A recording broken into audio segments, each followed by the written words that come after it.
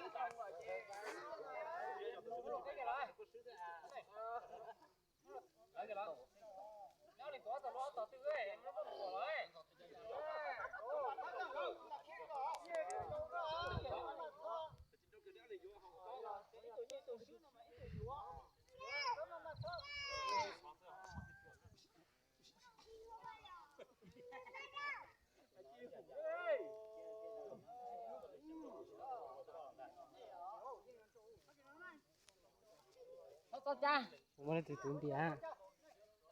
muốn từ tìm bia kìa cái gì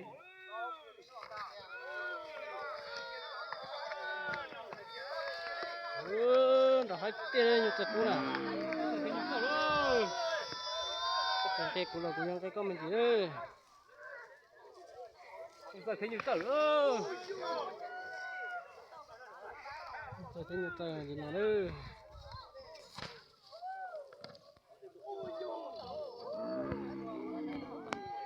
ta rồi bị kia đâu tụi đó này giờ tụi thấy cái cũ nữa hoặc tụi lúc nào cũng giờ tụi thấy danh tụi thế đồ cũ kia xưa nữa đồ cũ kia xưa nữa tụi nhiều lần rồi hay kia nữa chỉnh đồ cũ xưa tụi đó là mình nhiều còn cả tới cũ này ta chỉ tụi cũ này cũ chơi cũ cười đi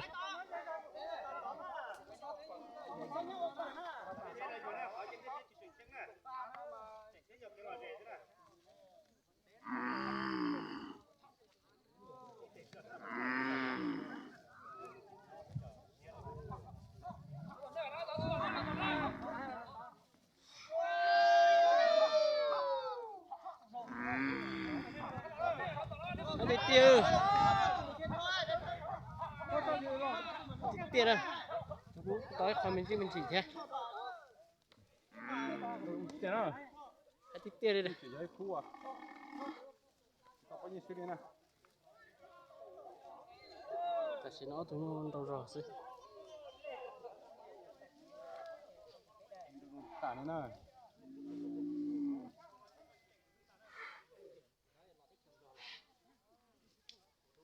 cái dạng có nó nè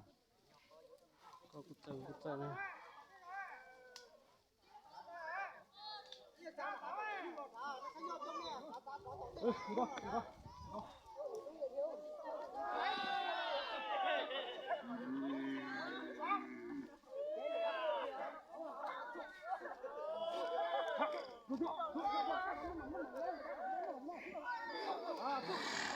đi đâu cái chỗ mua tiêu ui mua tiêu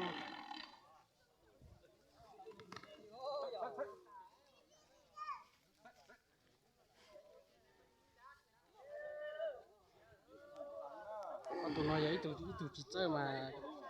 gà nữa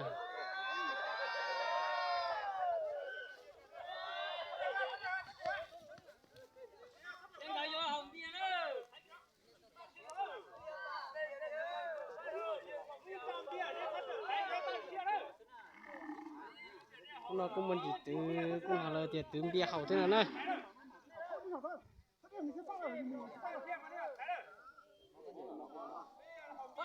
Thầy lên lên. Thầy nè, không. Thầy nè. Kia nè, nó làm bia là kia nè.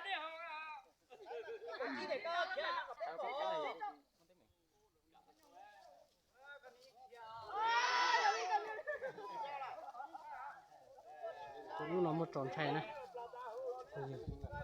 tụi nó có tròn đầu cơ này